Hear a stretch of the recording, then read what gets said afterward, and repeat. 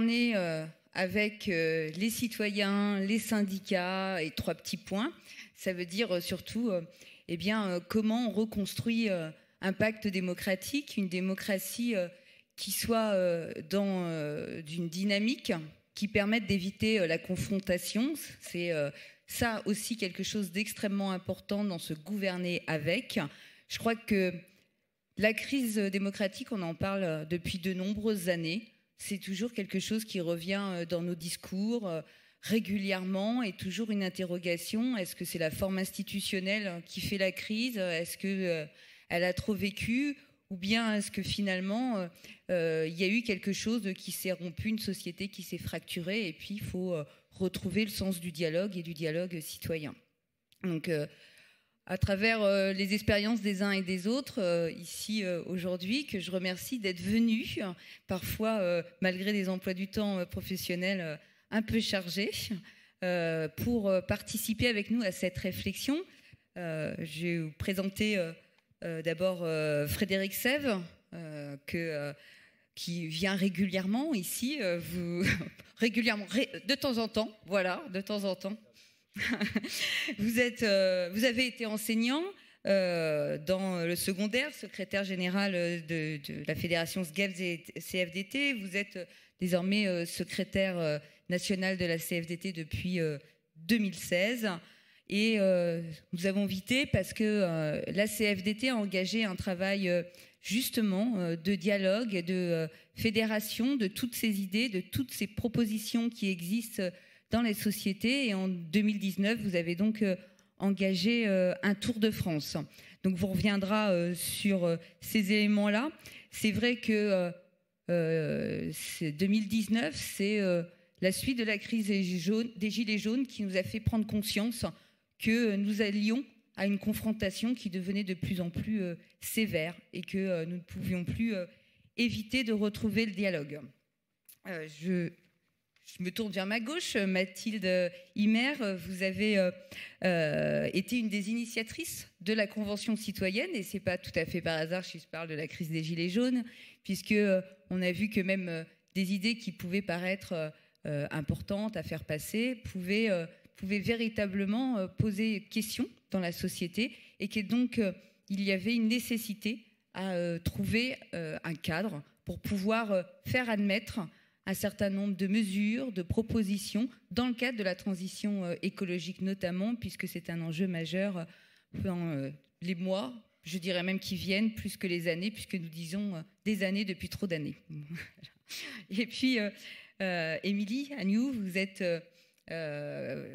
coprésidente de Place Publique, un Place Publique qui avait cette vocation à sa naissance. En tout cas, c'est l'idée que vous en aviez, c'était d'être un mouvement politique qui rassemble en fait des organismes de la société civile, des corps constitués de la société civile, et qui valorise et qui fédère pour transformer les initiatives citoyennes en propositions politiques. Donc, vous avez vous aussi cette expérience et la suite, et pourquoi vous avez eu ce travail, et comment vous êtes passé effectivement d'une fédération d'organisations citoyennes à quelque chose qui propose et qui essaie de promouvoir une forme démocratique nouvelle.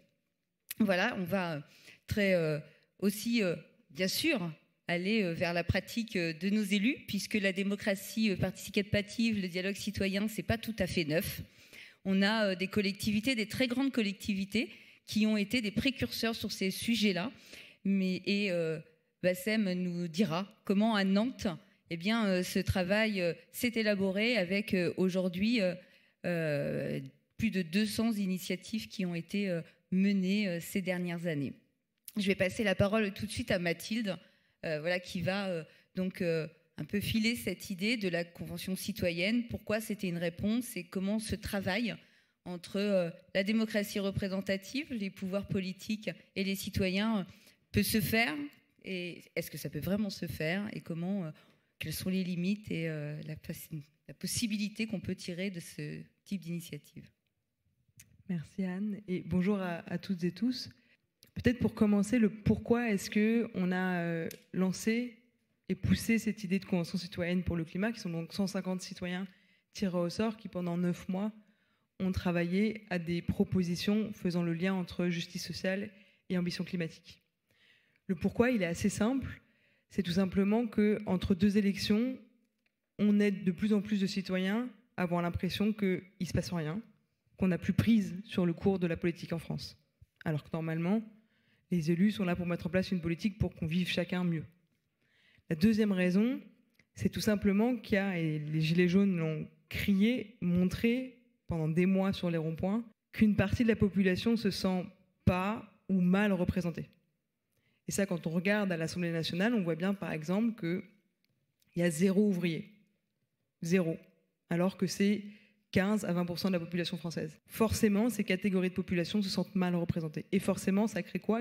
Un cycle de défiance, une spirale de défiance qui font que ces gens-là se sentant mal représentés, votent de moins en moins ou votent de plus en plus pour des votes de contestation. Et donc la proposition de la Convention citoyenne pour le climat, elle n'a pas été contre les élus, elle n'a pas été les citoyens tirés au sort contre les élus à l'Assemblée nationale ou le gouvernement, mais elle a été comment est-ce qu'on met à jour notre démocratie pour répondre à ces attentes des citoyens.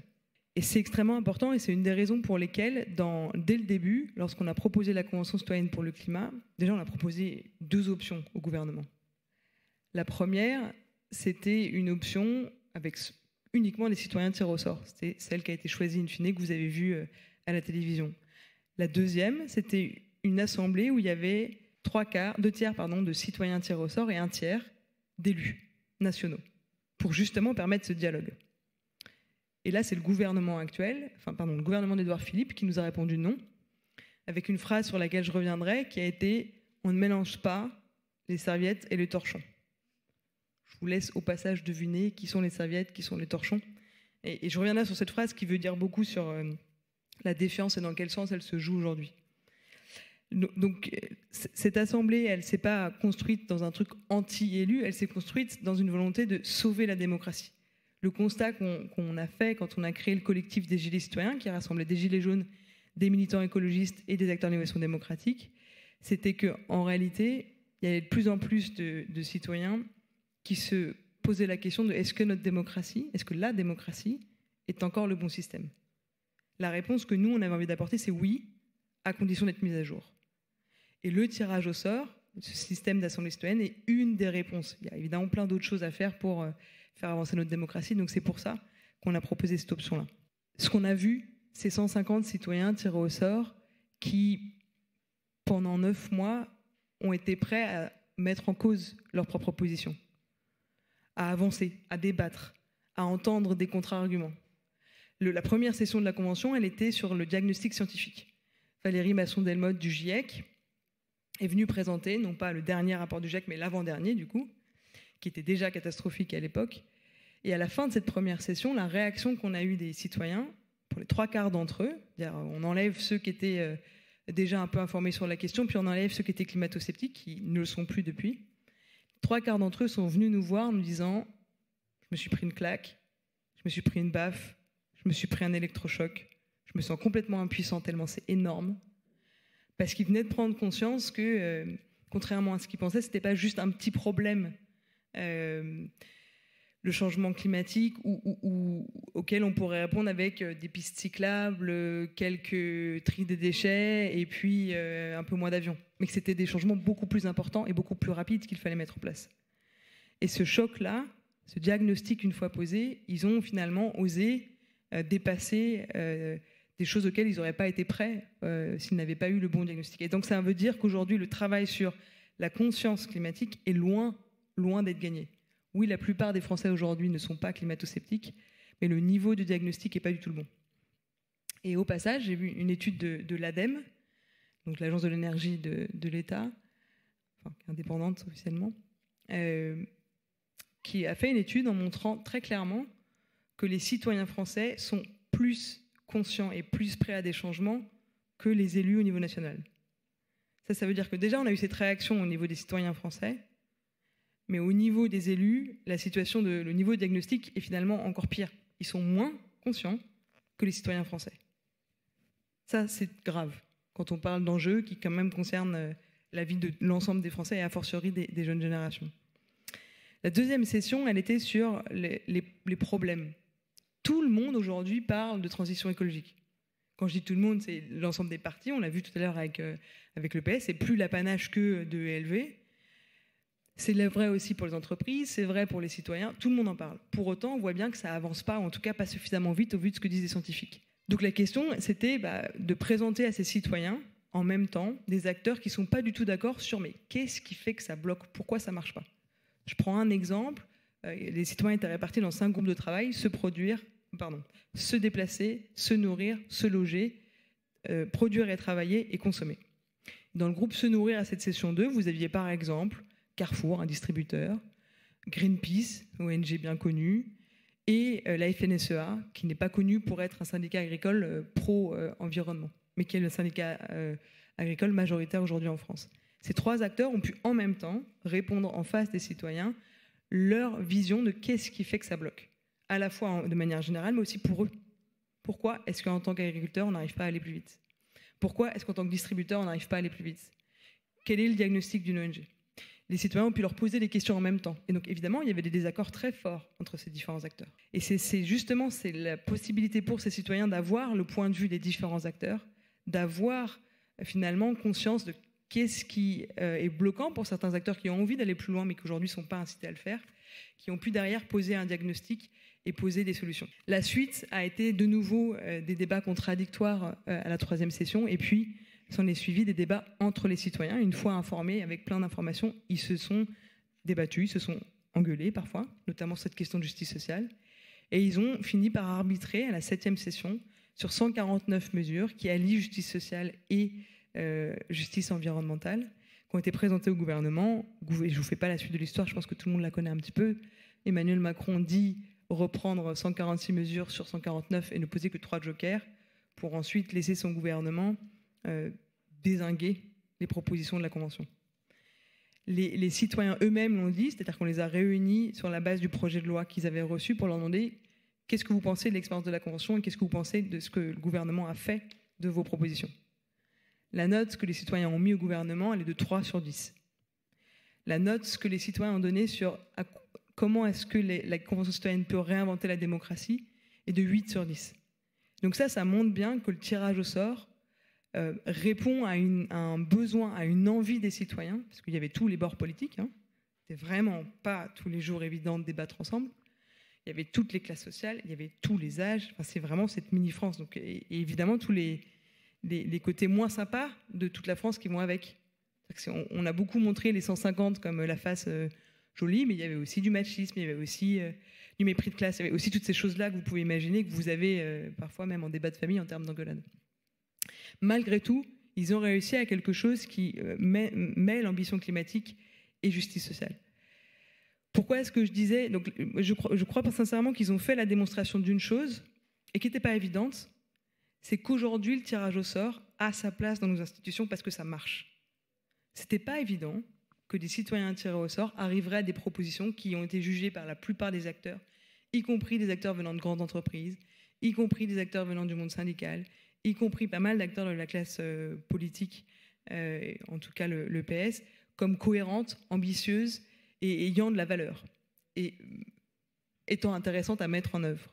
C'était pas évident, pourquoi? Parce qu'il y a une époque où, quand on a mis en place notre démocratie, on a choisi un système représentatif, c'était un choix qui a été fait parce que les gens étaient peu diplômés et pour un grand nombre d'entre eux ne savaient pas lire ni écrire. Et donc c'était assez naturel de déléguer la capacité à écrire la loi à des gens qu'on élisait. Aujourd'hui, la situation elle a complètement changé. La plupart des gens savent lire, savent écrire. Et en plus de ça, il y a l'émergence des réseaux sociaux qui ont permis à chacun de prendre cette habitude, bonne ou mauvaise, ça je vous laisse juger, de donner son avis. En plus de ça, il y a de plus en plus de médias, d'informations. Il y a une époque où il n'y avait qu'une seule chaîne de télévision, je le rappelle. Aujourd'hui, on a pléthore d'informations, on sait le moindre scandale. Et donc, toutes ces informations-là, ces 3 modifications, mènent les citoyens à ne plus être en capacité d'accepter un système politique où on leur demande de mettre un bulletin tous les 5 ans, et puis entre les deux, plus rien. Donc c'est ça la mise à jour de notre démocratie qui nous attend. La Convention citoyenne est un des exemples de ce qui peut être fait. Il y en a beaucoup d'autres, je finirai peut-être par ça si j'ai encore un tout petit peu de temps. Le tirage au sort, il a sa place pas contre les élus, il a sa place dans le chemin institutionnel. Si vous regardez l'Irlande, qui est le pays dont on s'est inspiré pour mettre en place la Convention citoyenne pour le climat, pays qui avait mis en place avant nous, donc on n'a rien inventé de très novateur, finalement c'est inédit en France au niveau national, mais au niveau local, et ça m'y reviendra, ça fait très longtemps que les gens bougent sur ces questions de participation citoyenne, et ça fait très longtemps qu'à l'international, il y a des exemples qui marchent très bien. Et en Irlande, il y avait une assemblée citoyenne tirée au sort, une convention citoyenne qui avait été mise en place sur la question du mariage homosexuel et sur la question de l'avortement, dans un pays catholique où ces questions-là ne vont pas du tout de soi. Et ça s'est intégré petit à petit dans le schéma institutionnel. Aujourd'hui en Irlande, il y a des conventions citoyennes qui sont déclenchées quand les élus le souhaitent sur des sujets, soit de société, soit des sujets qui impactent très fortement la société. On pourrait imaginer la même chose chez nous, d'avoir, sur tous les grands choix technologiques, une assemblée citoyenne qui se met en place. Sur tous les grands choix d'investissement, une assemblée citoyenne qui se met en place. Est-ce que le 5G, typiquement, c'est pas un bon débat où une assemblée citoyenne peut être convoquée? Donc ça, on peut l'imaginer dans le système institutionnel. Et d'ailleurs, je finis par ça. Les citoyens de la Convention ont fait un choix à la fin de leurs travaux, qui est de ne pas être dans une position contre les élus, mais au contraire de passer 95% de leurs propositions aux députés de l'Assemblée nationale et aux sénateurs, en disant nous, citoyens, on a fait notre boulot, mais on considère que les élus ont leur place dans nos institutions, donc on leur transmet notre travail. Et on sait que ça veut dire un filtre. On sait que ça veut dire un filtre parce que les sénateurs et les députés vont faire leur boulot de revoir nos propositions. Ce qui s'est passé, c'est que le filtre, il est arrivé avant, il a été posé par Emmanuel Macron, par son gouvernement et par un certain nombre de lobbies qui ont joué sur le fait que ces propositions ont été dézinguées. Et ça, c'est important parce qu'on parle toujours de la défiance des citoyens vis-à-vis des élus, mais je crois que l'inverse est vrai, et ça c'est très important pour moi de le dire ici, mais je le dis à chaque université d'été, c'est qu'il y a de plus en plus aussi de défiance des élus vers les citoyens. Moi, j'ai été choquée du nombre de phrases que j'ai entendues dénigrant nos concitoyens. Que ce soit l'exemple que je donnais sur les torchons et les serviettes, je suis désolée, quand on est élu, qu'on est censé représenter les citoyens, on ne peut pas considérer que les citoyens sont des serviettes et que les citoyens sont des torchons et que nous, on est une serviette. Le fait de prendre les citoyens pour des idiots systématiquement, le fait de ne pas leur faire confiance, ça crée forcément, petit à petit, une espèce de déconnexion entre les élus et les citoyens. Et c'est ça, aujourd'hui, qui pourrit notre démocratie. Et donc, c'est hyper important de continuer et de résorber la défiance entre les citoyens et les élus, mais c'est hyper important aussi que les élus comprennent que la défiance, elle commence par eux. Et que la confiance, elle a à créer à l'échelon local, à l'échelon national, avec des pratiques de participation citoyenne. J'aurais plein d'autres choses à dire sur comment est-ce qu'on peut inventer au-delà des conventions citoyennes notre démocratie, mais je pense qu'on aura le temps d'y revenir. Oui, je crois qu'on aura effectivement, on y reviendra peut-être à travers les questions des uns et des autres. Ce que vous avez montré avec la Convention citoyenne, c'est que finalement, un citoyen informé, c'est un citoyen qui est capable de faire des propositions qui ont un caractère politique. Et que finalement, on arrive à trouver un consensus, un compromis, mais que pour ça, il faut cette information et il faut cette capacité, ce chemin à passer de l'information, de la prise de conscience à la proposition politique. Et dans ce cadre-là, les corps constitués que sont les associations, par exemple, le monde associatif, si on veut pouvoir, en tant que parti politique, effectuer cette transformation, c'est apprendre à travailler non seulement avec les citoyens, lorsqu'on l'a dit, en les informant, mais aussi à passer par ces corps constitués.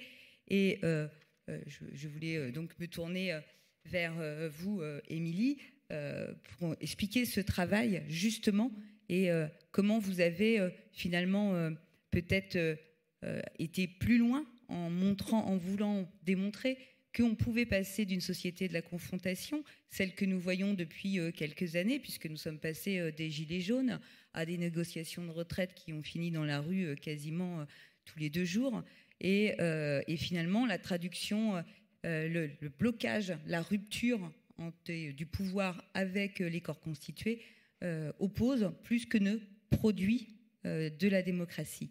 Donc je voulais que vous nous expliquiez un petit peu comment on passe de l'un à l'autre et quelles sont un peu la façon dont vous envisagez ces choses-là.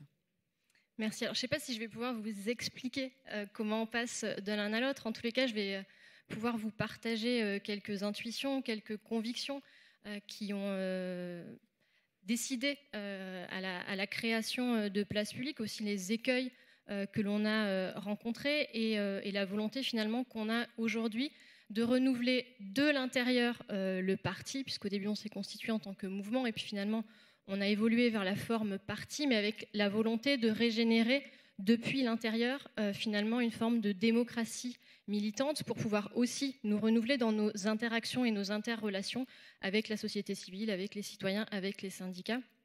Et d'ailleurs, on a vu aussi la limite de nous avoir la volonté de le faire, mais qu'en face, il n'y ait pas toujours la volonté ou les postures qui soient à même d'accueillir aussi ce projet initial. Alors c'est vrai que Place Publique, je pense que vous connaissez un petit peu le parti, puisqu'on a eu l'occasion sur les territoires de travailler les uns avec les autres. C'est né fin 2018 de plusieurs convictions, notamment celle de devoir articuler, et Mathilde en a parlé, les urgences écologiques, démocratiques, sociales et aussi européennes, puisque aujourd'hui l'échelle de gouvernement et de gouvernance, elle est aussi supranationale et même elle dépasse l'échelon européen, avec la volonté de créer une véritable démocratie continue, une démocratie de co-construction qui ne soit pas d'ailleurs une démocratie en continu, mais une démocratie qui soit beaucoup plus délibérative, beaucoup plus inclusive et qui soit une démocratie de transformation à l'échelle individuelle et collective. Et on est aussi parti de ce constat que aujourd'hui, dans l'espace public, le débat public était extrêmement clivé, binaire, dual, c'est-à-dire aujourd'hui on est pour, on est contre, on est pro, on est anti, on est même gagnant, perdant aujourd'hui. Et moi j'ai le souvenir quand je travaillais notamment à la région Pays de la Loire, j'en parlais à Bassem tout à l'heure du sujet de l'aéroport de Notre-Dame-des-Landes, qui déjà bien avant les Gilets jaunes avait formalisé une prise de conscience sur ce territoire-là, finalement des logiques mortifères de l'action collective vers laquelle nous étions enfermés, puisqu'on avait deux camps qui de manière tout à fait stérile finalement s'affrontaient. Et on voit bien que ce type de logique, forcément, elle produit des gagnants et des perdants. Donc, du coup, ce qu'on a essayé de faire, c'est d'essayer de résoudre aussi ce paradoxe-là que aujourd'hui, face à la complexité du monde, finalement, on a davantage de cloisonnement, de morcellement dans l'espace public. Et on voit bien qu'aujourd'hui, on a besoin, on a nécessité de faire ensemble. Et c'est même devenu un enjeu de survie à l'échelle planétaire et de concorde, d'harmonie, et pour réactiver nos besoins vitaux que sont la fraternité, l'amitié et le besoin de se lier les uns avec les autres. Et donc l'enjeu, c'est de repenser aussi la démocratie non pas comme un système d'institutions, non pas comme un régime politique, mais comme un processus qui implique des relations, des interrelations et donc de l'humain, c'est-à-dire de la complexité et c'est-à-dire aussi de l'ambivalence. Et donc finalement, au sein de Place Publique, on a essayé de modéliser cette démocratie de co-construction en s'appuyant notamment sur l'expérience de Joe Spiegel, qui est aussi notre autre coprésident de Place Publique, qui a été maire de Kingersheim pendant de nombreuses années et qui a expérimenté au travers notamment des conseils participatifs au sein de sa commune de Kingersheim, qui ne sont pas d'ailleurs des conseils citoyens, puisque ce sont des conseils qui allient toutes les ressources de sens et d'intelligence, c'est-à-dire pas uniquement les citoyens, mais aussi, Mathilde en parlait, c'était une option de la Convention citoyenne qui aurait sans doute été d'ailleurs préférable, de faire le lien entre les citoyens, les élus, les experts de l'administration, et puis aussi tout ce qui est corps constitué, associations, syndicats, conseils de développement, bref, toutes les personnes qui œuvrent à faire vivre un territoire et qui peuvent réfléchir ensemble aux meilleures solutions pour améliorer le vivre ensemble. Et donc cette modélisation, elle se traduit par des convictions que d'abord, cette démocratie-là, c'est une démocratie lente, donc ça suppose de sortir de la culture de l'immédiateté, de l'urgence, de la logique de la crise dans laquelle on nous enferme depuis maintenant un petit moment et dans laquelle on se met d'ailleurs plutôt nous-mêmes. Ça veut dire accepter le cheminement, ça veut dire de pouvoir changer d'avis, ça veut dire de pouvoir se confronter au point de vue de l'autre, de pouvoir construire des compromis dynamiques. C'est une démocratie aussi interactive qui, justement, par cet effet d'aller-retour, permet de faire évoluer la réflexion et donc les propositions et d'embrasser l'ensemble de la complexité de l'action publique. Et c'est par cette confrontation-là, et c'est plutôt de la confrontation au bon sens du terme, qu'on arrive justement à trouver des bonnes solutions qui ne soient pas des solutions caricaturales et dans lesquelles tout le monde peut grandir. Et c'est en ça aussi que cette démocratie-là, elle est édifiante, c'est-à-dire que plutôt que de considérer que les acteurs sont des mineurs, on considère que tout le monde est intelligent, a priori, que nous sommes des adultes responsables, dignes de confiance et qu'on est là, toutes et tous, pour faire au mieux avec les ressources que chacun apporte autour de la table. Et finalement, c'est une démocratie qui est incarnée, elle a des espaces, elle a des lieux, elle a des temps dédiés. Et au final, on en ressort tous transformés. Alors, bon, ça c'est un peu la théorie. On a essayé, nous, de s'y frotter au sein de places publiques. Finalement, on a été rapidement aussi confrontés, je le disais tout à l'heure, à devoir co-construire avec d'autres partenaires qui n'avaient pas forcément cette vision-là, ces postures-là, et qui aussi avaient la crainte de se faire instrumentaliser parce que jusqu'à présent, la relation des partis avec les associations, avec les syndicats, elle se fait soit sous la forme de la domination, du contrôle ou de l'instrumentalisation, même parfois réciproque, et on a du mal à co-construire ces relations-là, surtout parce que finalement le jeu politique, c'est un jeu qui a ses règles, qui peut être assez dur, même très dur, et qui implique une certaine forme de relation au pouvoir et de relation à l'autre qui rend la co-construction souvent difficile. Donc, ce qu'on a essayé de faire en fin d'année dernière, on a fait le bilan aussi de ces 2 ans de place publique et on a essayé de pivoter, nous aussi, de nous remettre en question, parce que c'est aussi ça, pouvoir gouverner avec les autres, c'est d'abord se questionner sur soi, sur le rapport à soi, pour essayer de réorienter un petit peu notre mode de fonctionnement. Et c'est en ça où on a vu qu'il fallait déjà qu'en interne, on s'approprie un certain nombre de postures, qu'on expérimente, parce que c'est aussi ça, gouverner avec d'autres, c'est expérimenter d'autres formes que les formes traditionnelles. Et c'est pour ça qu'on s'oriente davantage aujourd'hui autour de causes concrètes, c'est-à-dire qu'à partir de l'expérience sensible, de terrain, sur des sujets concrets, la marchandisation de l'éducation, le devoir de vigilance des entreprises, on peut construire, on peut tirer le fil, partir du particulier pour aller au général, monter en généralité et aussi relier ça à l'expérience sensible des citoyens, pouvoir se connecter du coup aussi avec les ONG qui sont déjà engagées sur ce terrain-là et construire des complémentarités entre les interventions des citoyens et des ONG et même des syndicats, notamment sur les questions de devoir de vigilance. C'est pour ça qu'on va avoir nos états généreux de l'humanisme qui vont se tenir début octobre à Marseille pour pouvoir faire en sorte que chaque citoyen, chaque citoyenne puisse aussi s'emparer de ce type de cause pour que en dehors des partis aussi, il puisse y avoir des espaces de militantisme, d'engagement qui puissent porter sur des choses qui tiennent à cœur de chacun. Et la notion d'humanisme, elle est extrêmement importante. La notion du sensible est extrêmement fondatrice parce qu'on a eu tendance, notamment avec notre raisonnement très cartésien, à vouloir mettre à distance les émotions, le sensible dans notre rapport aux politiques. Et c'est important de pouvoir rationaliser, objectiver, monter en généralité, mais c'est aussi important de pouvoir prendre en compte nos émotions et notre rapport au réel dans l'expérience politique que l'on peut avoir. Et donc finalement, pour répondre à la question gouverner avec les citoyens, les associations et les syndicats, d'un point de vue politique, on voit bien qu'il y a un enjeu d'abord de gagner la bataille culturelle. On le dit souvent, mais ça c'est fondamental. Aujourd'hui, si nos forces politiques sont faibles, elles ne sont pas faibles par hasard, c'est parce que des années de culture néolibérale ou ultra-libérale, de mise au centre de l'économie de la société, de rationalisation, de volonté de considérer l'individu comme un être rationnel poursuivant purement ses intérêts, qui est l'auto-entrepreneur de sa vie.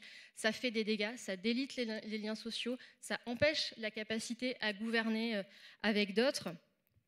Et donc, on a pour enjeu aujourd'hui de renforcer l'ensemble des acteurs, bien évidemment, qu'ils soient associations, syndicats, citoyens, mais ça passe par renforcer aussi notre État.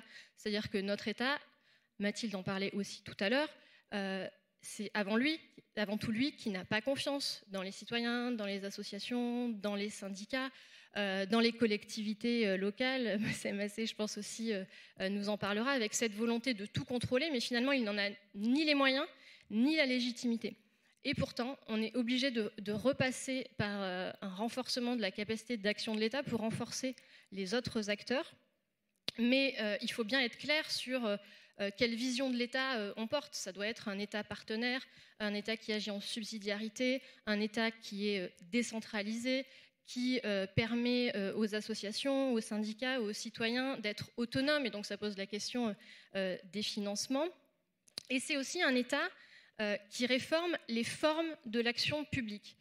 Ça peut paraître anecdotique ou superficiel comme ça, mais souvent on a tendance à partir des solutions, des problèmes, et on ne prend pas le temps de définir les formes de la relation, de définir la méthode de travail. Et parfois, ça passe par des choses extrêmement anecdotiques, mais y compris, par exemple, quand on négocie autour d'une table ou quand l'élu est sur l'estrade, ça n'induit pas le même rapport aux partenaires que quand l'élu il est au milieu des citoyens, avec une forme, par exemple, circulaire. Ça n'implique pas, bien évidemment, la même relation aux partenaires sociaux quand on reçoit dans le bureau d'un ministre, autour de la table, sous les dorures, ou dans une autre configuration spatiale. Il y a aussi la question du langage. Aujourd'hui, le langage qui est utilisé par le politique, et a fortiori par l'État, par l'administration, par l'action publique, c'est un langage qui n'est pas accessible à tout le monde. Or, gouverner avec les autres, une société démocratique, elle passe par le langage. Sauf que le langage, il discrimine énormément parce qu'il y a une inégalité d'accès à la capacité à s'exprimer en public, à être à l'aise pour s'exprimer en public et aussi à maîtriser les codes. Or, aujourd'hui, on a un langage qui peut même générer des sentiments d'humiliation de la part des citoyens, de la même manière que la plateformisation de l'État ou la numérisation croissante des services publics, a fortiori lorsqu'elle n'offre pas d'autres alternatives pour les citoyens, peut être vécu aussi comme un sentiment de relégation. Au-delà d'être vécu, c'est un fait réel, et susciter aussi des sentiments d'humiliation. Et quand vous êtes humilié, vous n'avez pas envie de co-construire. Et donc, peut-être que je suis un peu longue, donc je vais raccourcir mon propos, mais on a vraiment l'enjeu à la fois de construire des assemblées plutôt mixtes, pas uniquement des assemblées citoyennes à côté des institutions existantes, de tout miser aussi sur l'éducation populaire, de recréer du lien partout où on peut en recréer. Donc c'est effectivement du service public, c'est des lieux, c'est bien évidemment la question de l'école, et ça je sais qu'il en sera notamment question tout au long de ce week-end, de créer des universités de l'agir public pour qu'il y ait aussi de l'éducation tout au long de la vie au débat public, de construire des indicateurs de qualité démocratique pour mesurer pas uniquement les résultats de l'action, mais la qualité du processus qui a conduit aux résultats de l'action. Et puis finalement, je voulais aussi pouvoir poursuivre parce qu'il y a 3 petits points dans le titre de cet atelier. Il y a les citoyens, les associations, les syndicats. Et puis, du coup, j'ai envie de prolonger. Il y a aussi la question, bien évidemment, des générations futures. Et donc, ça pose la question de quelle place on donne aux jeunesses dans notre vie politique et dans notre vie collective, en général, aujourd'hui. Et au-delà de ça, il y a la question du vivant non humain, c'est-à-dire de tous ceux qui n'ont pas la parole, de tous ceux qui ne partagent pas notre langage et qui ne sont pas capables d'avoir une voix, d'avoir des porte-paroles. Et pourtant, on est inséré avec eux dans la communauté des vivants et dans l'enjeu de garantir l'habitabilité de notre planète.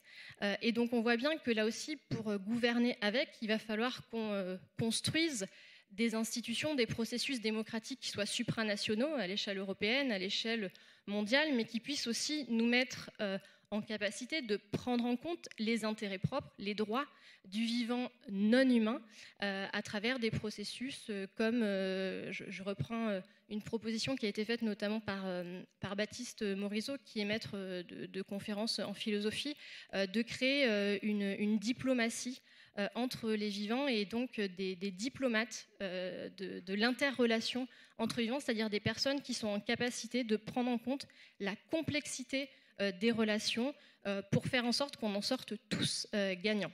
Merci. Je crois que ce qu'on entend là, c'est que vous essayez de remettre les conditions du débat. Et c'est vrai que c'est de façon différente, et je pense que les uns et les autres, dans vos interventions, vous aurez à dire ce que vous pensez des différentes méthodes et des différents points de vue. On s'appuie sur les corps constitués ou sur les organisations, on s'appuie sur des individus choisis pour des caractéristiques, pour essayer d'avoir au-delà d'un panel des gens qui sont en capacité de s'investir et qui représentent quelque chose. Et c'est le cadre dans lequel on peut remettre le débat, essayer de recréer les conditions du débat. Et il y a la deuxième étape, qui est celle de se faire entendre. Et je crois que c'est là où je vais m'adresser à Frédéric, qui va nous expliquer, ou peut-être simplement reprendre depuis 2019 ce qui a abouti d'abord dans un premier temps au pacte du pouvoir de vivre et qui aujourd'hui continue d'évoluer dans d'autres débats et dans d'autres démarches.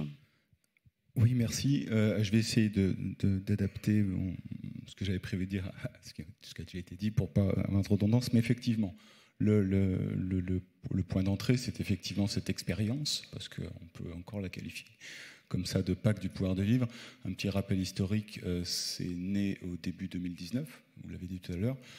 Dans la foulée, je dirais même, en fait même fin 2018, au moment de la crise des Gilets jaunes, précisément parce qu'on avait l'intuition à ce moment-là qu'on vivait une crise, alors elle était multiforme, mais c'était aussi une crise démocratique. Une crise démocratique qui était tout de même grave. Enfin grave, j'entends par là l'interrogation, l'interpellation était très profonde, très grave. Je me rappelle les premières manifestations à Paris, et les mots d'ordre, c'est marcher sur l'Élysée. Alors on sait bien que c'était... mais c'est pas anodin dans notre République quand on a des mots d'ordre comme ça. Ça disait, je pense, l'ampleur de la crise. Et la première... je dirais l'origine vraiment première de ce pacte du pouvoir de vivre, c'est on est face à une crise démocratique, il faut c'est à ça d'abord qu'on doit répondre. Donc, il y avait trois intuitions au-delà, ou trois constats peut-être. Il y a quand même un constat, j'y reviendrai plus tard, d'une curieuse fragilité, curieuse en France, sous la Ve République, mais grande fragilité du pouvoir exécutif face à la crise.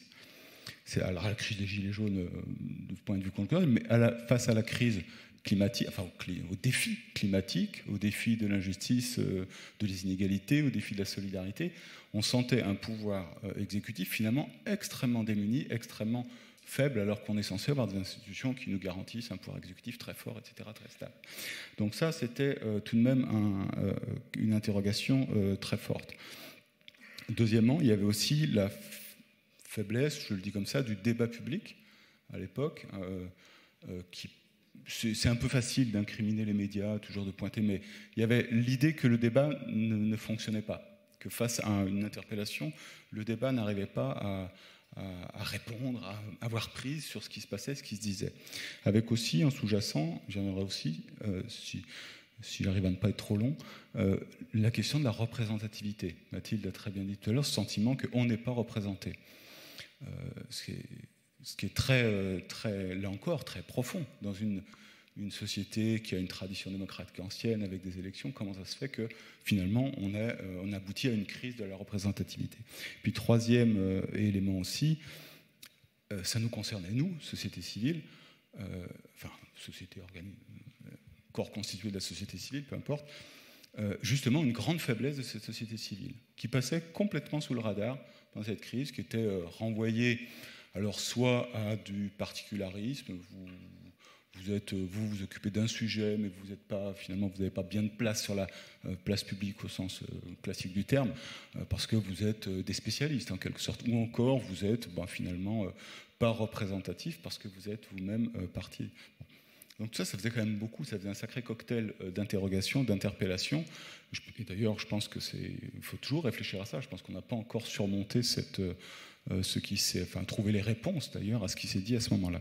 Bon, la réponse qu'on a essayé de fabriquer à ce moment-là, c'est de dire, nous, syndicats, associations, issus de la société civile, on va déjà essayer de se regrouper pour essayer d'apporter. On ne peut pas répondre à cette situation chacun dans son coin, il va falloir qu'on fasse ça ensemble. Ça a été la première réponse. C'est donc 19 organisations, syndicats, associations qui créent, ou fondations qui créent le pacte du pouvoir de vivre début 2019, avec l'idée qu'il faut qu'on apprenne aussi à se parler entre nous, qu'on apprenne à ne plus être chacun dans son couloir de nage, chacun dans sa spécialité, mais à essayer de se parler, de réagir en commun. On avait déjà l'habitude de se côtoyer, c'est certain, mais même de se parler un peu, de travailler un peu ensemble.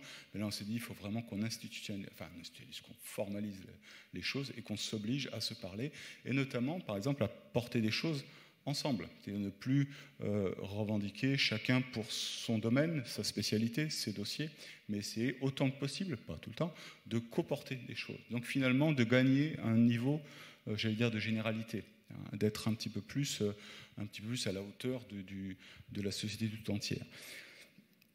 Et puis bien sûr, l'idée, c'était aussi de retrouver, de redevenir audible, ou d'être un peu plus audible auprès du gouvernement, des politiques et des citoyens. Voilà, c'était... puis là aussi, je pourrais dire que c'est la théorie. Hein, c'était en tout cas l'intention. Parce que bien sûr, les choses ne sont pas forcément si faciles à faire. Alors cela dit, on peut dire qu'on a eu un beau succès dans la mesure que de 19 organisations, on est passé à 60, alors je crois que 5 au décompte avant que je parte en vacances. Donc ça veut dire que ça répondait à une demande, hein, qu'il y avait quelque chose, qu'il y avait un besoin, qu'on avait quelque part, que l'intuition n'était pas perchée, elle était juste. Il y a eu des rencontres avec les partis politiques, avec les élus. Il y a eu des contacts, des tentatives de travailler avec le gouvernement, enfin de travailler, de discuter, hein, de produire. On a organisé effectivement, vous le citiez, un Tour de France en 2019-2020. Ça s'est terminé tout début 2020, juste avant le confinement, pour justement ne pas être trop parisien, parce que tout de même ça, c'était très parisien au début. Et puis un mouvement de structuration locale qui s'est entamé et qui maintenant est bien abouti, avec des déclinaisons régionales, grosso modo, parfois infrarégionales, du pacte du pouvoir de vivre. Bon, si on fait un peu le bilan provisoire de l'opération, hein, je ne tire pas une conclusion, surtout une conclusion définitive. Le lobbying gouvernemental, auprès du gouvernement, le lobbying politique, on ne peut pas dire qu'il a eu énormément de succès. On ne peut pas dire, il y a eu quelques esquisses de travail, de réunions de travail, et puis ça s'est totalement dissipé, terminé. Je dirais le lobbying plus profond, j'ai envie de dire, avec les partis politiques, avec le reste de la société, les élus locaux, sans doute meilleur. Sans doute meilleur. On a même vu pendant une élection des candidats qui se réclamaient du pacte du pouvoir de vivre, ce qui veut dire au moins que l'étiquette était intéressante, et en tout cas qu'il y avait quelque chose sans doute à gagner. Enfin, je ne sais pas s'ils ont eu beaucoup d'avenir, mais en tout cas, on sentait là une meilleure réponse. Bon, pour finir le descriptif, on continue. Hein, on aura un moment, bien sûr, clé pour nous en 2022, non pas qu'on va présenter un candidat, ce n'est pas du tout la question, mais qu'un débat politique majeur national est l'occasion pour nous de faire ce travail de percolation, hein, de porter des propositions dans le débat public et d'essayer de faire en sorte que le débat public matche là-dessus et qu'on n'ait pas ce grand écart que je soulignais. On a aussi, comme là c'est sans doute à discuter, sans doute devant nous, à réfléchir aussi si on ne doit pas ne pas trop s'enfermer dans un simple débat avec le pouvoir politique central. Parce que, mais ça recoupe un peu tout ce qui vient d'être dit, hein, c'est-à-dire que la politique ne se fabrique pas que dans les ministères, que dans le pouvoir politique central. Il faut aussi, et je pense que ça correspond plus à notre nature de corps intermédiaire, mobiliser l'ensemble des acteurs d'une société, et donc on a sûrement cette dimension-là aussi à gagner. Voilà pour décrire rapidement, très rapidement, trop rapidement, ce qu'a été et ce qu'est le pacte du pouvoir de vivre, qui ne se pense pas du tout comme, comment dirais-je, là encore, hein, comme alternative. Non, mais peut-être plutôt, j'ai envie de le dire comme ça, de mettre les acteurs de la société civile à hauteur de ce qu'on exige nous-mêmes de qualité de débat démocratique, hein, de se hisser un peu. Si vous voulez, pour caricaturer un peu les choses, dans l'habitude, c'était tout de même que le pouvoir politique était là, les partis politiques existaient, et en quelque sorte, ils étaient le creuset dans lequel les corps intermédiaires venaient, en quelque sorte, plaider leur cause, et puis tout ça s'usinait dans la machine politique, et finalement, on n'avait pas tellement trop à se casser la tête. On fournissait les intrants, comme on dit parfois en agriculture, et puis la machine politique produisait. Bon, on se dit non, il faut qu'on ait un niveau de responsabilité un peu supérieur et qu'on soit plus général. Quelques remarques là-dessus, pour pas être, enfin, pas remarques, c'est pas des remarques anecdotiques, mais quelques enseignements qui me semblent il faut tirer, enfin en tout cas qu'on peut tirer de ça. Par rapport à la crise démocratique qu'on décrit, hein, dont on a parlé, et dont Mathilde a parlé notamment, je pense qu'il faut... Alors, il y a des tas de questions institutionnelles. Hein, il y a des questions... Aucune question, je dirais, n'est illégitime. Mais il me semble quand même que le nœud, ou le plus crucial, c'est qu'il y a un besoin, en France comme ailleurs, mais sans doute... Enfin, bon, en tout cas en France, je ne vais pas faire de comparaison, j'allais dire de démocratiser l'exercice du pouvoir exécutif. C'est un petit peu compliqué comme formule, mais je ne pensais pas démocratiser forcément le pouvoir exécutif comme institution, changer, je ne sais pas quoi, mode d'élection. Ça ne veut pas dire qu'il n'y a pas de question, mais la pratique du pouvoir exécutif, et je dirais des pouvoirs exécutifs, c'est vrai pour les entreprises, c'est vrai pour sans doute tous les niveaux. On doit réfléchir à qu'est-ce que c'est que la bonne pratique, le bon exercice du pouvoir exécutif. On a quand même des schémas démocratiques qui sont construits un peu sur le XVIIIe siècle ou le XIXe, où finalement l'État était le gouvernement était essentiellement producteur de lois et de règlements à la limite. Or aujourd'hui, la machine gouvernementale, l'État, c'est un producteur de politiques énormes, politique environnementale, politique sociale, politique de redistribution, qui ne relève pas forcément de la loi. Et c'est ça qu'il faut, c'est peut-être pour ça, hein, parce que cet État gestionnaire, si j'allais dire, est devenu énorme, gestionnaire pas dans un sens péjoratif, est devenu énorme, et c'est cette pratique-là qu'il faut démocratiser. Démocratiser, c'est-à-dire associer, discuter, parler. Et là, il y a sans doute beaucoup de choses à inventer. Il y a des choses qui sont possibles, hein, jury citoyen, convention citoyenne, plein d'autres choses, mais il y a sans doute tout un champ d'innovation, tout un champ d'invention, tout un champ de progrès à trouver, et qui se situe bien, enfin je crois qu'il vaut bien situer de ce côté-là. Il faudrait aussi je voudrais reprendre une remarque, une réflexion de Mathilde, tout à l'heure quand elle dit qu'il faut reconstruire la confiance, et effectivement la confiance ascendante des citoyens envers les gouvernés, mais aussi la confiance inverse, descendante, hein, redonner confiance. Moi, j'ai été extrêmement frappé dans le débat, alors je le cite parce qu'il m'a occupé un moment, le débat sur les retraites, à quel point les gouvernés, mais bien plus que les gouvernés d'ailleurs, hein, d'une manière générale, même dans les élites syndicales, pour le dire, il y avait tout de même une vision très dépréciative j'allais dire, du citoyen de base, alors avec des mots très gentils, très généreux, hein, mais qui ne s'occupe finalement que de son intérêt particulier. Hein, cette idée que le citoyen ne peut pas s'élever au niveau de l'intérêt général. Si, ils peuvent parfaitement être désintéressés, les citoyens, et ça, c'est vraiment, il y a un travail à faire énorme là-dessus, et là encore, bon, sans rentrer dans les détails, on a tout ce qu'on vient d'être évoqué, ce sont des pistes de progrès. Je voudrais aussi insister sur une troisième crise de confiance, qui est potentiellement plus grave, je ne sais pas, c'est aussi la crise de confiance des citoyens entre eux. Je dirais une espèce de défiance horizontale. Ça se repère dans certains segments de la population, notamment chez les électeurs d'extrême droite, bon, comme ça.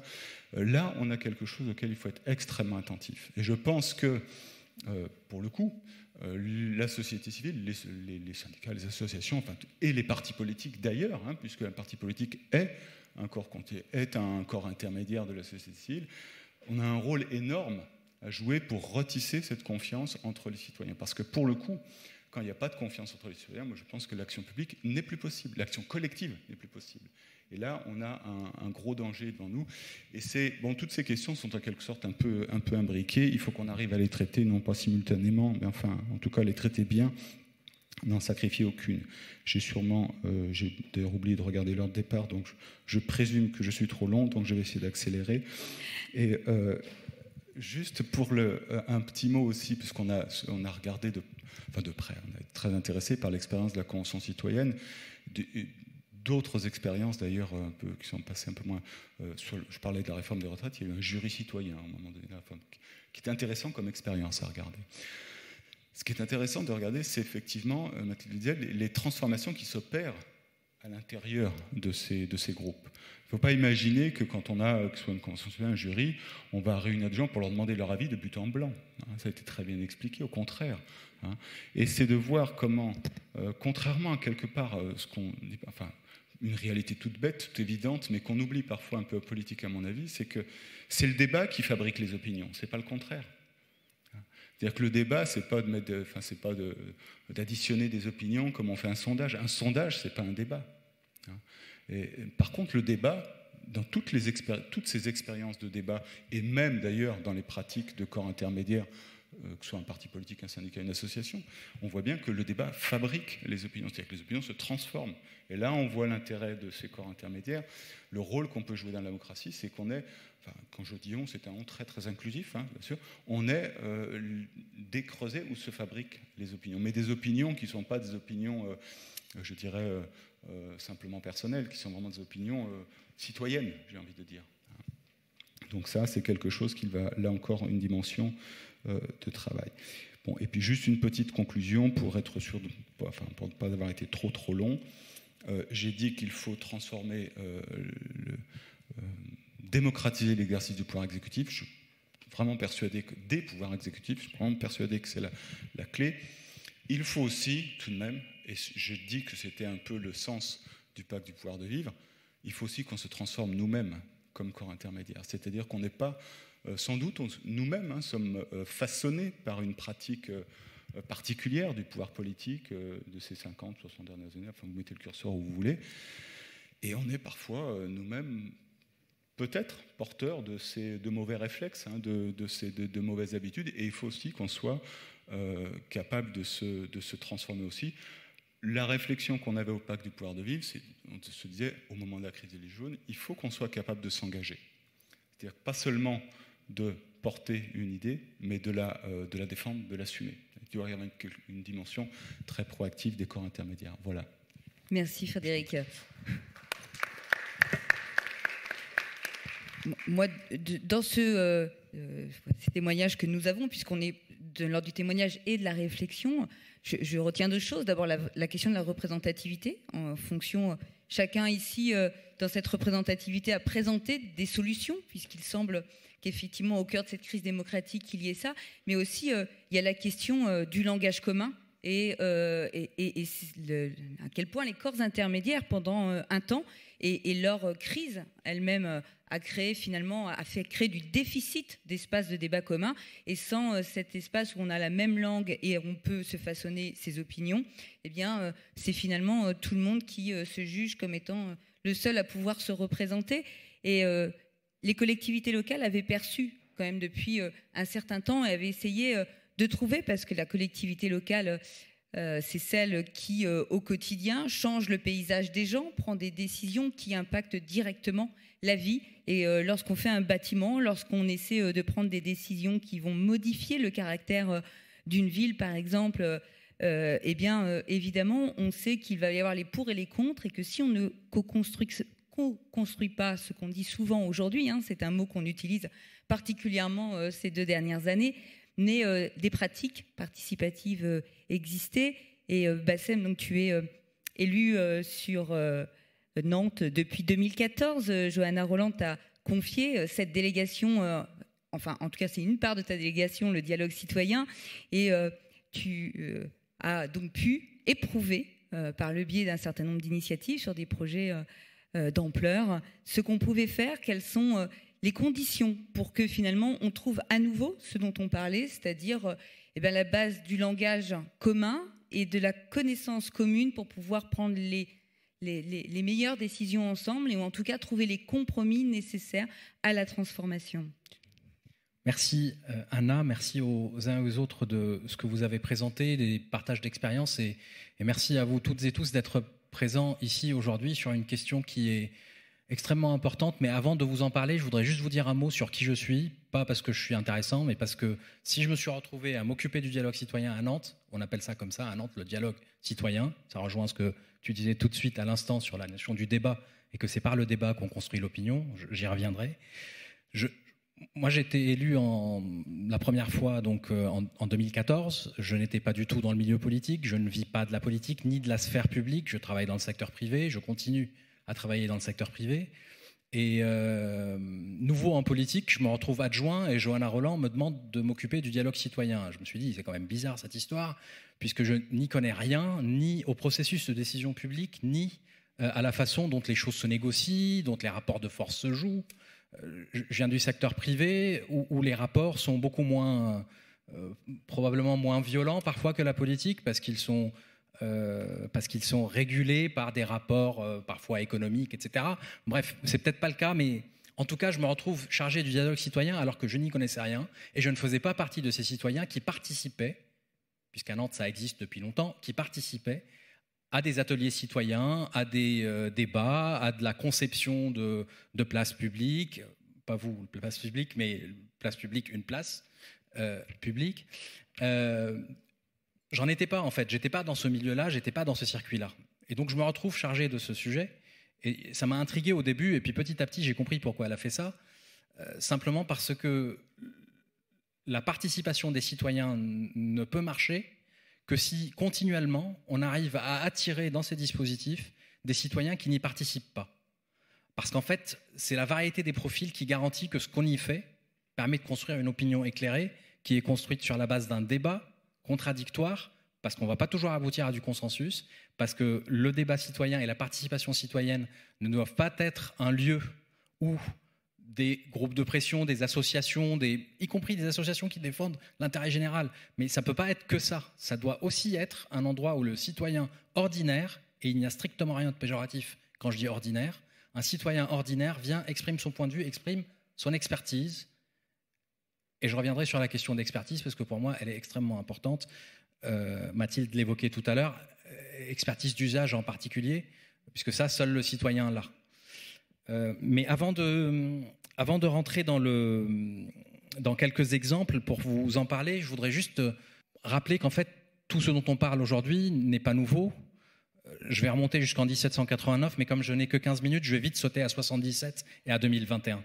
On vit dans un pays, on l'oublie parfois, parce que dans les difficultés du quotidien, on oublie l'histoire et d'où l'on vient, mais on vit dans un pays où nos ancêtres, les vôtres en particulier, moi les miens, ils n'étaient pas ici, hein, mais les vôtres en particulier, se sont battus, parfois ont payé le prix fort, pour que la décision vienne des citoyens et ne vienne plus d'en haut. Alors quand je dis en haut, c'était le roi. Dans d'autres pays aujourd'hui, ça peut être un roi ou un dictateur. À l'époque, ça pouvait être aussi les règles imposées de manière dogmatique par des institutions religieuses. C'était des règles et des lois qui venaient d'en haut. Et 1789 et les années qui ont suivi, et les décennies qui ont suivi, et tout au long du XIXe siècle, c'est ce qui a permis aux citoyens de s'imposer comme étant celui qui doit, au moins en théorie, et c'était déjà beaucoup de l'être en théorie, celui qui décide des lois qu'il s'impose à lui-même. Et quand je dis lui, au singulier, en réalité, c'est eux, tous ces citoyens qui, dans le cadre démocratique, s'imposent des lois à eux-mêmes. C'est un changement important que beaucoup de régions dans le monde nous envient. Moi, je peux vous le dire, hein, les Afghans, aujourd'hui, quand ils décident de partir de chez eux, c'est parce qu'on veut leur imposer une loi qui vient de l'extérieur, pas de ce que eux, en tant qu'association politique, en tant que communauté politique, ont décidé. On veut leur imposer des lois qui viennent de l'extérieur. Et donc, il y a des régions dans le monde qui nous envient ça. Donc évidemment, notre démocratie a beaucoup de failles, a beaucoup de défaillances, mais elle a quelques avantages, et elle a notamment l'avantage de se permettre de faire ce qu'on fait aujourd'hui, c'est-à-dire de la remettre en question pour l'améliorer, pour faire en sorte que cette démocratie puisse être de plus en plus le moyen pour que les citoyens puissent décider des lois qu'ils s'imposent à eux-mêmes. Je dis les lois, ça peut être le changement et la modification et l'aménagement d'une place, ça peut être l'usage d'un bâtiment public que la municipalité décide de mettre entre les mains, ou d'une friche verte que la municipalité décide de mettre entre les mains de citoyens, comme ça peut être des lois beaucoup plus conséquentes en termes d'impact sur la société, comme les lois sur le changement climatique, des lois qui sont liées à la justice sociale, des lois comme celle sur la retraite qu'on évoque tout à l'heure. Donc les citoyens qui reprennent le contrôle de leur destin finalement. C'est ça la promesse de 1789. Et c'est ça qu'on essaye d'améliorer en posant le débat que l'on pose aujourd'hui sur la table.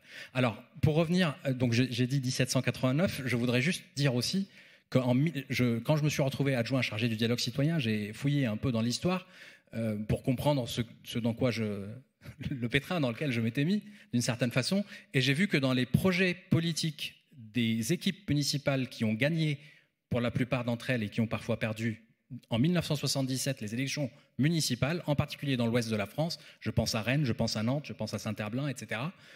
Ce sont des équipes municipales qui se sont battues pendant leur campagne sur le thème de la participation citoyenne. Alors à l'époque, c'est pour dire que c'est pas nouveau. On a tous l'impression d'être hyper innovant, moi le premier. Mais en fait, souvent, on ne fait que rajouter un petit pas en avant de plusieurs kilomètres qui ont été faits derrière nous. Et donc, en l'occurrence, en 77, pour eux, la participation citoyenne, c'était de faire entrer dans le conseil municipal et dans les décisions publiques en général, les associations, qui en étaient exclues à l'époque, les années 50-60. Aujourd'hui, on est dans un monde où tous les citoyens ne participent pas à la vie associative. Certains le font. Et évidemment, il faut continuer à prendre en compte le point de vue des associations, mais il faut aussi pouvoir prendre en compte le point de vue des citoyens non organisés, qui sont majoritaires et qui ont une expertise que seuls eux ont. Et cette expertise, c'est ce qu'on appelle à Nantes l'expertise d'usage. Alors ça peut être un mot un peu compliqué, un peu comme co-construction, un peu comme tous ces mots très sympas qui construisent notre vie démocratique quand on est élu. Mais en tout cas, ils ont une expertise d'usage, c'est-à-dire que quand ils prennent le bus, ils savent là où ils devraient s'arrêter, 10 mètres plus loin ou 10 mètres avant. Quand ils passent sur une place, ils savent ce qu'idéalement ils aimeraient trouver sur cette place. Par exemple, une fontaine à eau.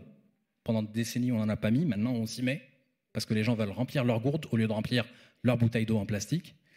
Par exemple, une loi sur le changement climatique qui impose des modifications dans les modes de consommer. Les citoyens sont des consommateurs aussi. Et donc, ils sont experts d'usage dans cette logique-là. Quand on parle de la question de la production, parce qu'il ne faut pas se leurrer, l'être humain produit. Eh bien, quand on parle de la question de la production, il faut aussi être capable d'écouter ce que ceux qui produisent, qu'ils soient travailleurs ou qu'ils soient entrepreneurs, ce que ceux qui produisent ont à dire avec leur expertise à eux. Et donc, nous, à Nantes, ce qu'on a essayé de faire, je regarde l'heure pour ne pas parler trop longtemps, nous, à Nantes, ce qu'on a essayé de faire, et on essaye de le faire systématiquement. Tu évoquais tout à l'heure, Anna, le fait qu'on en a fait à peu près 200 pendant mon premier mandat, en tout cas, de 2014 à 2020. C'est des projets qui peuvent être parfois extrêmement simples, réaménager une petite place de quartier, parfois une place extrêmement importante, comme une place centrale à Nantes qui s'appelle la place de la Petite Hollande, rien à voir avec l'ancien président de la République. Ce sont des places qui vont changer la face de la métropole. C'est pas anodin, c'est pas rien, c'est un projet qui va durer une dizaine d'années. Eh bien, les citoyens ont participé à l'analyse des 4 propositions des architectes, urbanistes, paysagistes qui ont fait des propositions pour le changement de cette place. Et ils ont non seulement analysé, mais en plus 2 d'entre eux sont venus au jury qui a sélectionné le paysagiste qui a été retenu. Et c'est pas un hasard, ils ont retenu un paysagiste. C'est intéressant.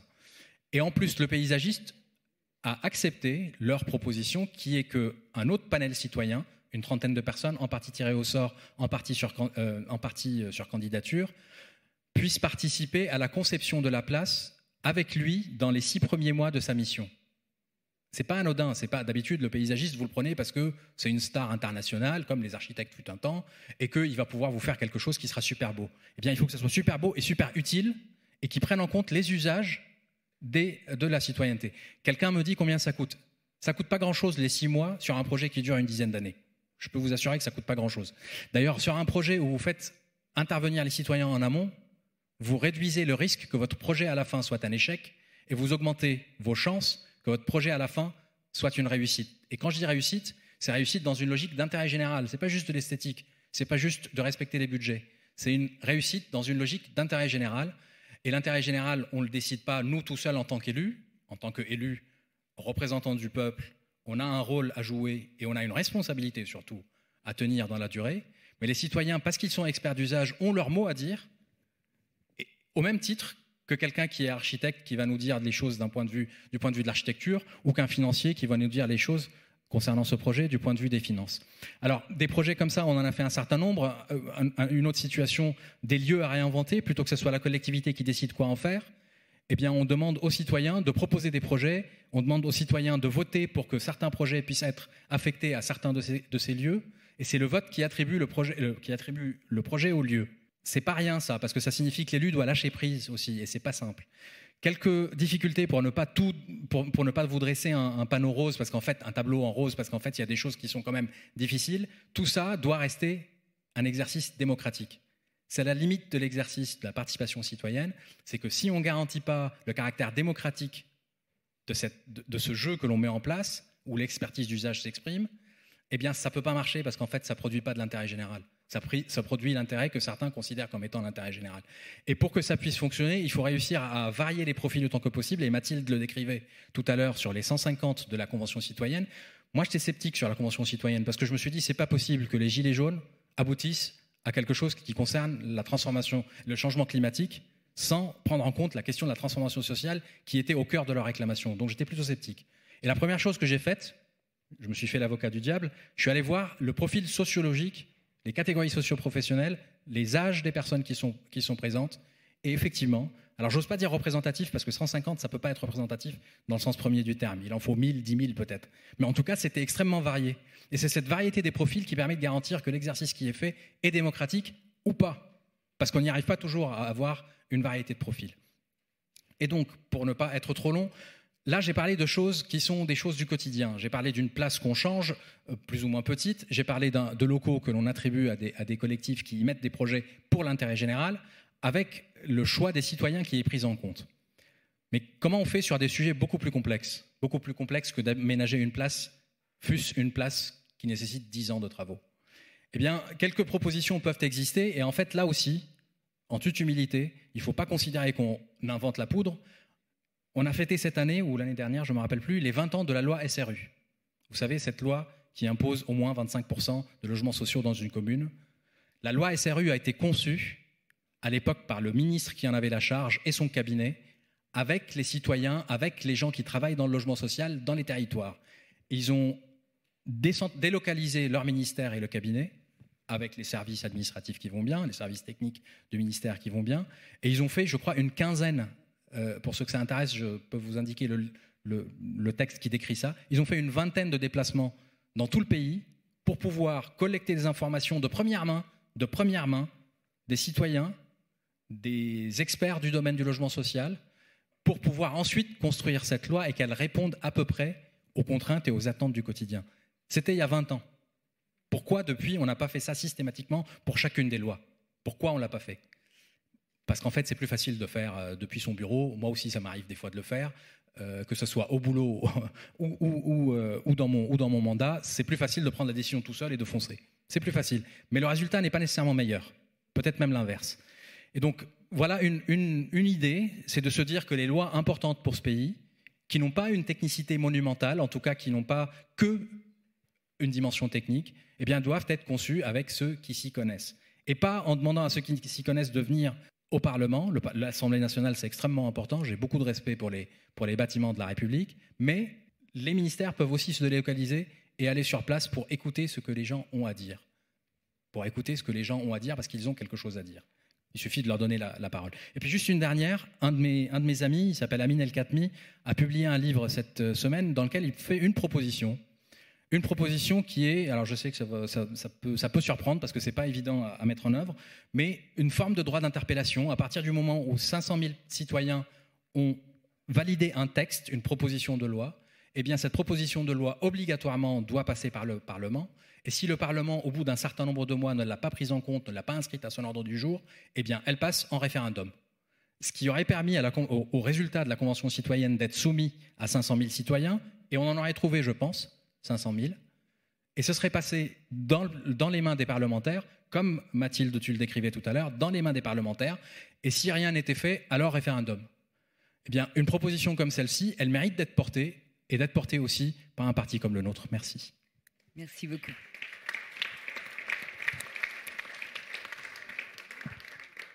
Alors, on va passer évidemment aux questions. On a commencé avec 10-15 minutes de retard, donc On va les prendre, ces 10-15 minutes, hein, voilà, pour pouvoir dialoguer, évidemment, puisque c'est aussi l'aspect intéressant. Les témoignages sont importants pour pouvoir lancer la discussion et savoir tous de quoi on parle. Est-ce que une question... Oui. Oui, bonjour. J'étais très intéressé par beaucoup de choses que j'ai entendues, d'autres un peu moins. C'est vrai que j'aime beaucoup ce que vous avez dit, énormément. Le reste m'a un peu ennuyé, je le reconnais.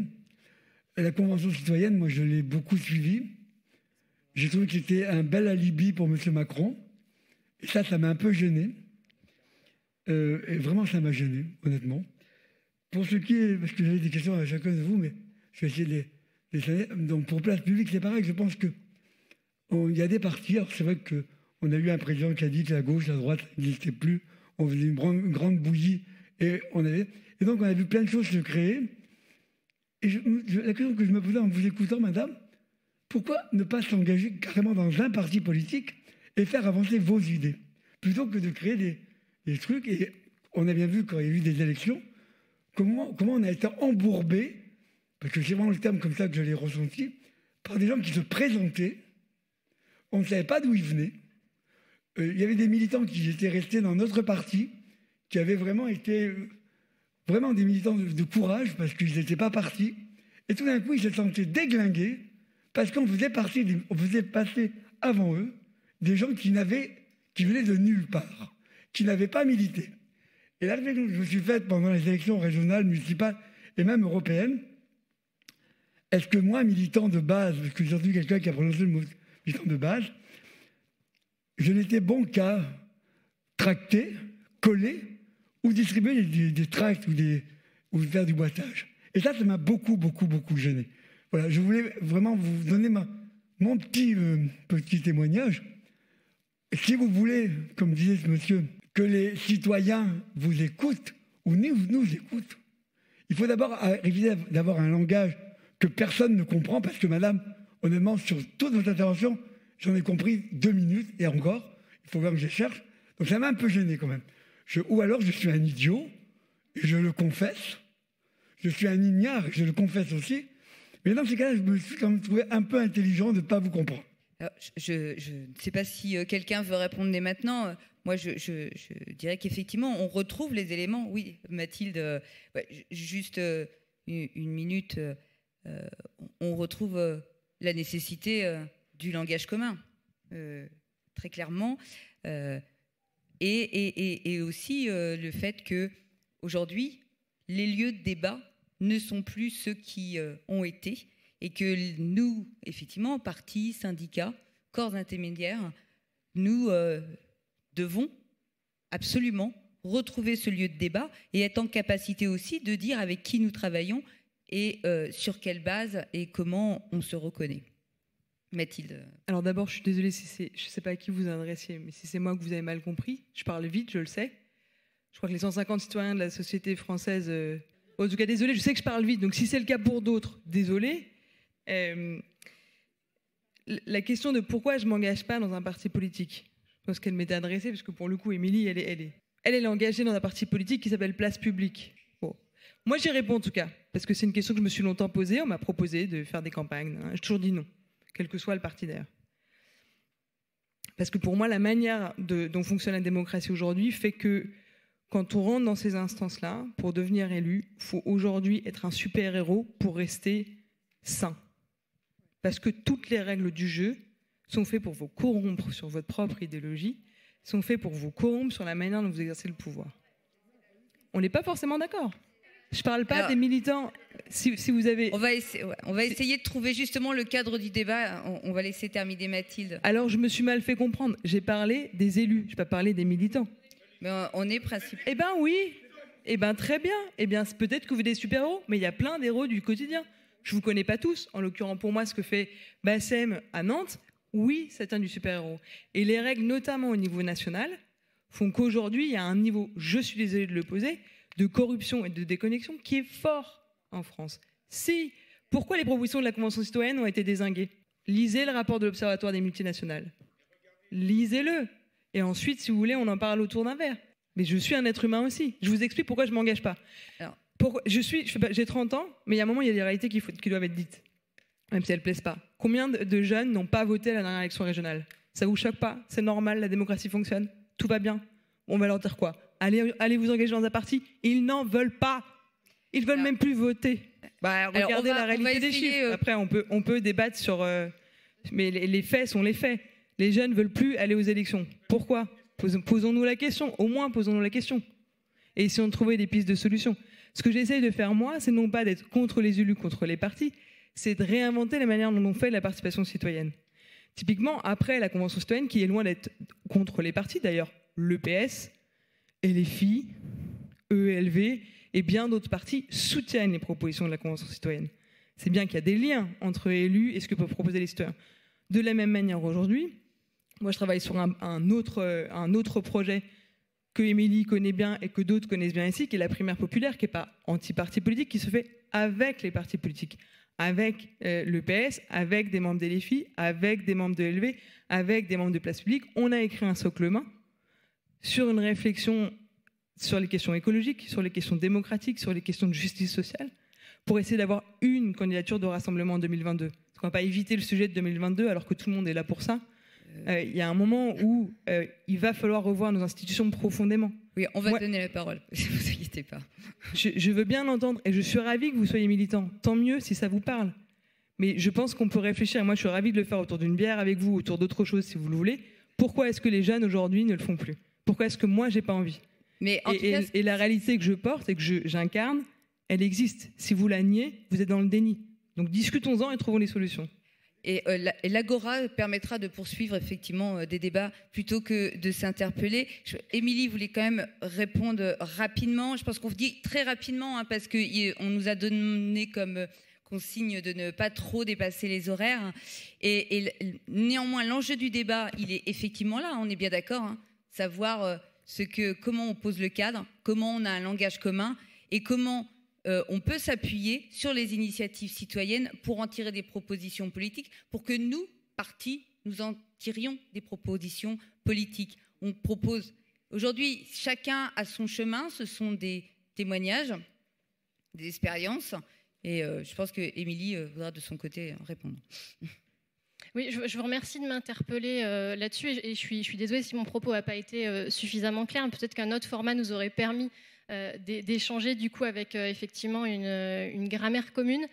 En fait, ce que vous exprimez, je peux vous dire que les autres militants des autres partis, ils ressentent la même chose que vous.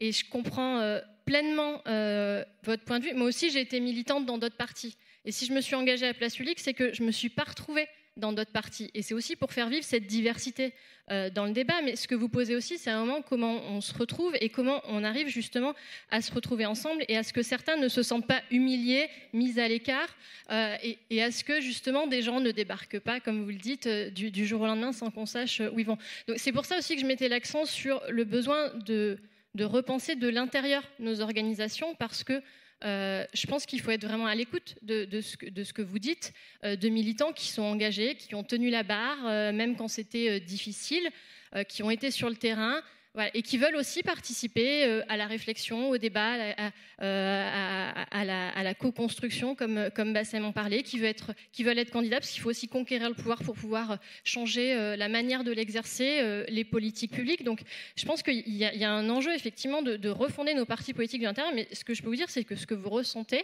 y compris des militants au sein de Place Publique l'ont ressenti. C'est aussi pour ça qu'on a fait ce travail en interne. Continue sans doute de le ressentir, mais c'est aussi le cas dans d'autres partis. Et moi, vous savez, je suis aussi militante bénévole. Je suis coprésidente, mais je fais ça aussi. J'ai un boulot aussi à côté. Et je vois aussi la difficulté du militantisme. Je m'y frotte aussi, bien évidemment. Bonjour, donc moi je suis Céline, je suis de la section de Lieu-Saint Comble-la-Ville. Alors moi je voulais vous remercier pour vos interventions qui étaient très riches et extrêmement éclairantes sur d'autres façons de travailler, de réfléchir et je pense d'avancer avec des citoyens, avec des gens qu'on croise parfois dans des porte-à-porte et dont on sent bien, même si on est d'accord avec eux, même s'ils sont d'accord avec nous, qu'on aura beaucoup de difficultés à faire venir dans un cadre classique qui est par exemple celui d'une section du Parti socialiste. Moi, j'avais une question sur l'expertise de la Convention citoyenne, parce que on a eu une présentation de l'expertise d'usage. Donc, en effet, n'importe quel citoyen, comme vous l'expliquiez, qui prend le bus est capable de dire ce qui est pertinent en termes d'aménagement. Par contre, sur le principe du tirage au sort et de la Convention citoyenne, moi, je me dis, si j'avais été tirée au sort pour cette Convention citoyenne, je me serais trouvée très chanceuse. Je me serais sans doute lancée avec beaucoup d'enthousiasme dans le sujet. Mais très franchement, je ne me sens absolument pas experte de cette question et je ne suis pas certaine d'être en capacité, parce que même si c'est un sujet qui m'intéresse, je ne sais pas si j'ai les ressorts, le fond, on va dire, pour parler et débattre de toutes ces questions. Et ça m'interroge, en fait, ça m'interpelle sur la légitimité, y compris qu'un gouvernement peut donner aux propositions qui émanent d'une convention citoyenne. De quelle façon...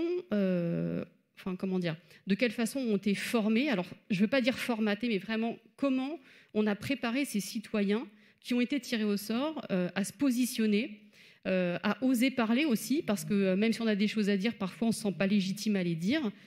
Comment ça a été fait pour que ces citoyens, ils se sentent à leur place et puis finalement ils puissent faire le travail qu'ils ont réalisé avec malheureusement le résultat qu'on sait. En fait, juste pour répondre très très très rapidement, je pense que sur la question du tirage au sort, il faut s'éviter deux écueils. Le premier écueil qui est de dire, de toute façon, ils n'y connaissent rien, donc comment voulez-vous qu'ils puissent donner leur avis ? Et effectivement, comme vous le dites parfaitement, il y a la dimension formation, Mathilde en dira certainement un mot tout à l'heure, mais l'autre écueil, c'est de dire, et d'être comme ça devant les personnes tirées au sort. Et donc, on devra être à un moment sur une crête, en considérant que le tirage au sort, ça ne marche que si c'est sur un sujet qui est bien identifié et sur une durée qui est bien limitée. Parce que le tirage au sort tel qu'on l'idolâtre, et on prend souvent comme référence Athènes, à l'époque, à Athènes, ils avaient le loisir d'aller être tirés au sort. Pourquoi ? Parce que pour produire et construire l'économie, ils avaient des esclaves. Et nous, heureusement, on n'a pas ça. Et donc, du coup, en revanche, il faut réussir à prendre en compte ce que quelqu'un qui ne connaît pas le sujet peut en dire, parce que sur des sujets compliqués qui nécessitent beaucoup d'innovation, et quel que soit le sujet, pas que en politique, vous prenez n'importe quel secteur d'activité, on vous dira que sur un problème nouveau, pour trouver une solution nouvelle, il faut réussir à prendre des experts du sujet, mais aussi des gens qui viennent d'autres domaines, de manière à avoir un regard pluridisciplinaire sur le problème compliqué, nouveau, et trouver une solution nouvelle, donc faire de l'innovation. Et là, en l'occurrence, le fait d'en avoir pris qui ne connaissent rien au sujet et qui montent en compétences permet aussi de continuer à avoir leur regard nouveau sur le sujet et pas seulement le regard des experts, a fortiori lorsque la parole de l'expert est de plus en plus remise en cause, malheureusement. Alors, on va cette fois prendre 2 ou 3 questions et puis on les répondra. On a donné le micro là-haut parce que monsieur demandait depuis un petit moment et puis après on ira. Donc, de toute façon, voilà. Merci beaucoup, monsieur. On va. Merci. Moi, j'ai 19 ans et je vais juste rebondir une seconde. Effectivement, voilà, dans mon entourage, je suis un des rares à voter et je suis un des rares politisés. Et ça va faire suite à la question que je vais vous poser à tous. Enfin, vous pouvez tous y répondre, en tout cas, peu importe qui y répond. Vous avez parlé de plein d'initiatives qui sont hyper intéressantes, qui sont passionnantes et qui donnent un peu d'espoir parce que ça nous donne la sensation qu'il y a des solutions qui existent et comme vous l'avez dit, qui existent depuis même plusieurs dizaines d'années. Mais c'est la question d'échelle. C'est qu'on a parlé de l'impact, de l'expertise, qu'il y a des personnes qui se sont pris des baffes en découvrant la réalité de l'enjeu climatique. Ma question, c'est comment on va chercher 60 millions de personnes, comment on va chercher les gens qui sont dans les campagnes, comment on va chercher les gens qui sont totalement désintéressés ou mis à l'écart des idées politiques, de la vie politique. Cette participation citoyenne, elle est hyper intéressante, mais je pense pour qu'elle soit concrète et qu'elle apporte tout ce qu'elle a de meilleur à apporter, elle doit être sur des échelles importantes. Et personnellement, je n'arrive pas à comprendre comment on va arriver à atteindre des échelles plus importantes que 150 citoyens ou 50 citoyens à Kingersheim, parce que ville que je connais bien, comme j'habite juste à côté. Je vous remercie. On arrêtera là, parce que donc, si vous voulez poursuivre entre vous, ça sera à l'extérieur puisque nous devons en terminer. Oui, ben, ce que je voulais dire, c'est un peu un rêve. C'est-à-dire, l'année dernière, à ces mêmes universités d'été, j'avais rencontré Olivier dans un des cafés qui tournait, et je pense que cette participation citoyenne, cette démocratie citoyenne, si on veut que ça marche, que sur un certain nombre de sujets, ça contrecarre la tendance profonde qu'il y a à l'abstention et au désintérêt des citoyens, eh bien, dans la démocratie, il y a une fonction qui est la plus importante, c'est celle du vote. Et donc, si on fait, et si on se place même dans la campagne électorale qui vient, si on veut arriver à mobiliser au-delà de chaque parti et de chaque morceau de parti, il faut que citoyens, associations, syndicats et partis aient le courage de mettre en débat sur la place publique 10, 15, 20 propositions de loi ou projets avant l'élection. Et qu'on fasse cette primaire que j'appelais à l'époque primaire des idées à Olivier, qu'on arrive à voter. Parce que si les gens n'ont plus confiance, ils n'ont même plus confiance vraiment dans ce que, est-ce que si je vote pour tel parti, il va vraiment faire ce qu'il a dit. Et donc, à partir du moment où effectivement il y aura eu un vote préalable, citoyen, parce qu'on ne va pas faire des... Il y a le RIC, je sais, qui était en fond de tableau des Gilets jaunes, qui était bien particulier, et c'était pour faire un RIC ponctué sur un truc qui plaisait ou qui ne plaisait pas. Là, il s'agit de faire... Alors, c'est un rêve que je souhaite voir réaliser et redire dans les partis pour que, effectivement, la démocratie s'exprime aussi par des votes citoyens. Ça, les syndicats, les associations, on fait ça tous les jours à l'intérieur de nos organisations, et le faire pour une élection, c'est ça qui serait peut-être de l'innovation.